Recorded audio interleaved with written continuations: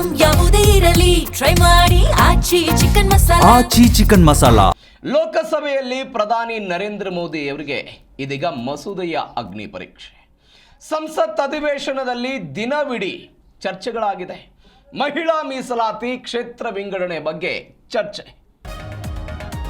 ವಿಶೇಷ ಅಧಿವೇಶನವನ್ನು ಕರೆಯಲಾಗಿದೆ 3 ದಿನಗಳ ಕಾಲ. ಕ್ಷೇತ್ರಗಳ ಮರು ವಿಂಗಡಣೆ, ಮಹಿಳಾ ಮೀಸಲಾತಿ ಮತ್ತು ಕೇಂದ್ರಾಡಳಿತ ಪ್ರದೇಶಗಳಿಗೆ ಮೀಸಲಾತಿ ಕೊಡೋದು, ಇದರ ಬಗ್ಗೆ ಚರ್ಚೆ. ಕೆಲವೇ ಕ್ಷಣಗಳಲ್ಲಿ ಈ 3 ಮಸೂದೆಗಳಿಗೆ ಮತದಾನ ನಡೆಯುತ್ತೆ. ನಿನ್ನೆ ಈ ಮಸೂದೆಗಳ ಮಂಡನೆಗೆ ಅವಕಾಶವನ್ನು ಕೇಳಲಾಗಿತ್ತು. ಮಸೂದೆ ಮಂಡನೆ ಆಯಿತು. ಇದೀಗ ಮತದಾನಕ್ಕೆ ಹಾಕಲಾಗುತ್ತೆ. 3 ವಿಧೇಯಕ ಅಂಗೀಕಾರಕ್ಕೆ ಎನ್ಡಿಎ ತಂತ್ರವನ್ನು ರೂಪಿಸ್ತಾ ಇರೋದು. ಲೋಕಸಭೆಯಲ್ಲಿ ಇತರ ಪಕ್ಷಗಳ ಬೆಂಬಲ ಸಹಜವಾಗಿ ಕಷ್ಟ ಇದೆ. ಕ್ಷೇತ್ರ ಮರು ವಿಂಗಡಣೆಗೆ ದಕ್ಷಿಣ ಭಾರತದ ಎಲ್ಲ ಪ್ರಾದೇಶಿಕ ಪಕ್ಷಗಳು ಕೂಡ ವಿರೋಧ ವ್ಯಕ್ತಪಡಿಸಿವೆ. ಕಾಂಗ್ರೆಸ್ ಕೂಡ ವಿರೋಧ ವ್ಯಕ್ತಪಡಿಸಿದೆ. ಹೀಗಾಗಿ ಇದನ್ನು ಹೇಗೆ ಮತಕ್ಕೆ ಹಾಕಿದಾಗ ಬಿಜೆಪಿ ಇದನ್ನು ಹೇಗೆ ಮ್ಯಾನೇಜ್ ಮಾಡುತ್ತೆ ಅನ್ನೋದು ಸದ್ಯಕ್ಕಿರುವಂತಹ ಪ್ರಶ್ನೆ ಇದೆ.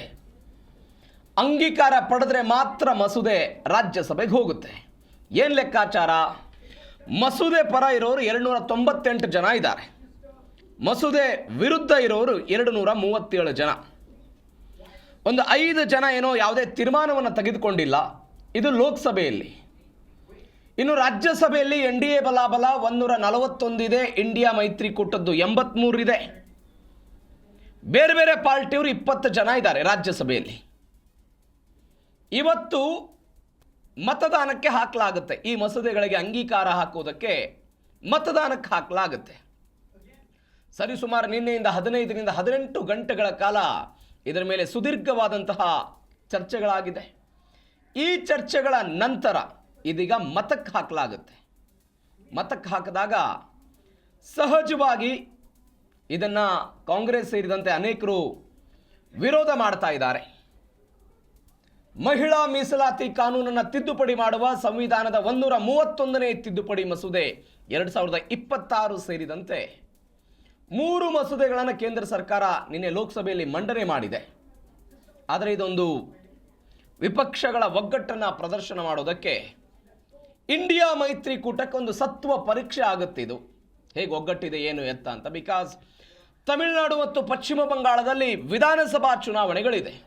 ನಿನ್ನೆ ಪ್ರಧಾನಿಯವರ ಮಾತುಗಳನ್ನು ಕೂಡ ನೀವು ಕೇಳಿಸ್ಕೊಳ್ತಾ ಇದ್ರಿ. ನಿಮ್ಮೆಲ್ಲರ ಬೆಂಬಲ ಬೇಕು ಅಂತ ಪ್ರಧಾನಿಗಳು ಕೇಳಿದರು. ಮಹಿಳಾ ಮೀಸಲಾತಿಗೆ ನಮ್ಮ ಬೆಂಬಲ ಇದೆ, ಆದರೆ ಕ್ಷೇತ್ರ ಪುನರ್ವಿಂಗಡಣೆಗೆ ನಮ್ಮ ಬೆಂಬಲ ಇಲ್ಲ ಅಂತ ಹೇಳ್ತಾ ಇರೋದು. ಒಂದು ವೇಳೆ ಇವರು ಬೆಂಬಲವನ್ನು ಕೊಡದೆ ವಿರೋಧವನ್ನು ವ್ಯಕ್ತಪಡಿಸಿದರೆ ಚುನಾವಣೆಗಳಲ್ಲಿ ಹೋಗಿ ಬಿಜೆಪಿಯವರು ಪ್ರಚಾರ ಮಾಡುವಂಥ ಸಾಧ್ಯತೆಗಳಿದೆ.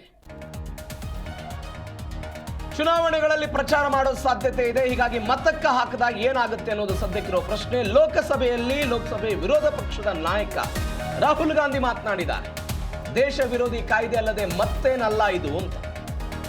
ಇದು ಮಹಿಳಾ ಮೀಸಲಾತಿ ಮಸೂದೆ ಅಲ್ವೇ ಅಲ್ಲ, ತರಾತುರಿಯಲ್ಲಿ ಮಾಡ್ತಾ ಇದ್ದೀರಿ ಅಂತ. ಈ ಹಿಂದೆ ಹೇಳಿದ್ರಿ 2022ರ ಸೆನ್ಸಸ್ ಮೇಲೆ ಮಾಡ್ತೀನಿ ಅಂತ. ಇದಕ್ಕೆ 2011ರ ಜನಗಣತಿ ಆಧಾರದ ಮೇಲೆ ಮಾಡ್ತಾ ಇದ್ದೀರಿ ಅಂತ. ಮಸೂದೆಗಳಿಗೆ ವಿಪಕ್ಷಗಳ ಬೆಂಬಲ ಇಲ್ಲ ಅಂತ ಲೋಕಸಭೆಯಲ್ಲಿ ಇದೀಗ ರಾಹುಲ್ ಗಾಂಧಿ ಆಕ್ರೋಶವಾಗಿ ಮಾತನಾಡಿದ್ದಾರೆ. ಸಂವಿಧಾನ ತಿದ್ದುಪಡಿ ಮಸೂದೆಗೆ ಸದನದಲ್ಲಿ ಹಾಜರಿರುವ 2/3 ಸದಸ್ಯರ ಬೆಂಬಲ ಬೇಕಾಗುತ್ತೆ. ಎಷ್ಟು ಜನ ಹಾಜರಿರ್ತಾರೆ ಅಂತ. ಆದರೆ ಎನ್ಡಿಎಗೆ ಲೋಕಸಭೆಯಲ್ಲಿ ಸರಳವಾದಂತಹ ಬಹುಮತ ಸದ್ಯಕ್ಕಿಲ್ಲ. ಹೀಗಾಗಿ ಇತರ ಪಕ್ಷಗಳ ಬೆಂಬಲ ಬೇಕಾಗುತ್ತೆ. ಹಾಗಾದ್ರೆ ಹೆಂಗೆ ಸಾಧ್ಯ ಆಗುತ್ತೆ? ಇತ್ತೀಚೆಗೆ ಲೋಕಸಭೆಯಲ್ಲಿ ಒಂದು ಬೆಳವಣಿಗೆಗಳಾಗ್ತಾ ಇದೆ. ಏನು ಬೆಳವಣಿಗೆಗಳು?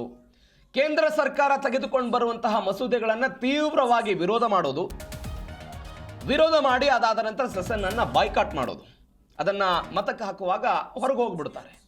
ಆ ಸಮಯದಲ್ಲಿ ಸದನದಲ್ಲಿ ಎಷ್ಟು ಜನ ಹಾಜರಿರ್ತಾರೋ ಹಾಜರಿರುವ ಸದಸ್ಯರ ಆಧಾರದ ಮೇಲೆ 2/3 ಸದಸ್ಯರ ಅನುಮತಿ ಬೇಕಾಗುತ್ತೆ.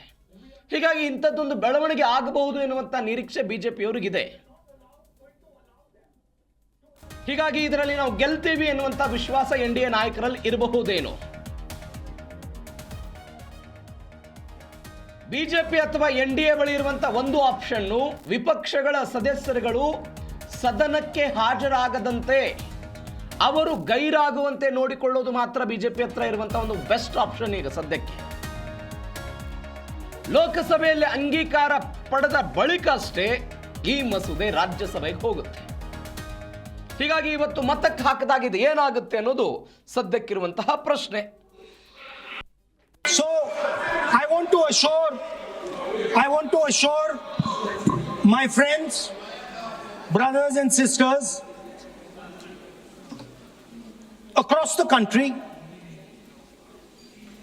southern states, smaller states, northeastern states, that do not worry. We are not going to allow them. We are not going to allow them to attack the Union of India. You are equal participants in the Union of India. They will not dare to touch your representation in the Union of India.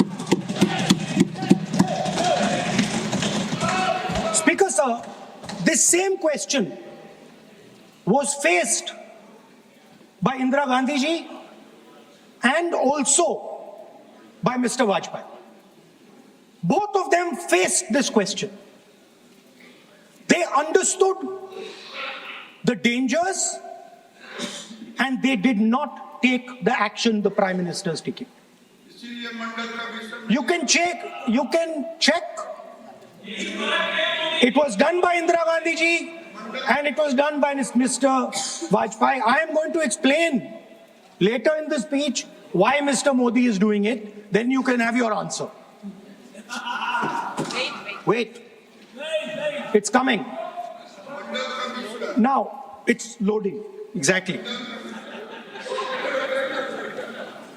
Now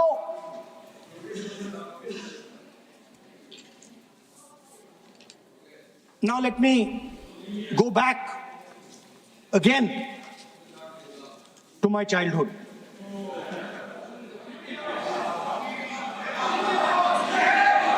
When I was small, Speaker sir, we had once a famous magician who came to do a magic show, and a lot of children went to that show. 300-400 children. I was there, my sister was also there, she's smiling. 300-400 people went to see that show. Fantastic magic show. Rahul ji, आप जादू पूरा उसकी जगह आप bill pay बोल लो. अच्छा रहेगा. जादू. सर मैं पेंटिंग बना रहा हूँ सर. सर मैं आपको समझाता हूँ सर. मैं चित्र बनाता हूँ सर. मैं आर्टिस्ट हूँ. मजा लीजिए सर. आप बिल पे बोले. सर अंत में पूरा फिट होगा सर. आपको बहुत अच्छा लगेगा. पूरा अंत में पजल जैसे फिट हो जाएगा. तो ऐसे नहीं चलता. संसद है. सुनिए सर, मजा आएगा आपको. आप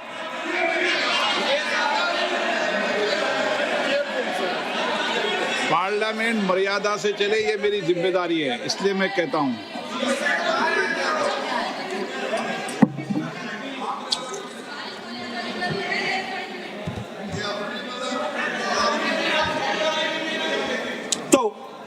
सर जादू का शो था और वहां पे 300 बच्चे बैठे सर. गार्डन में था. जादूगर था सर, लाल रंग का कैप पहना हुआ था. उसके सामने 2-3 मेज़ें, टेबल्स, एक पे वो टोपी, एक पे 2-3 बॉल थी, उसके इंप्लीमेंट्स थे. उसने शुरू किया सर. पहले उसने पहले टोपी उठाई और टोपी में से उसने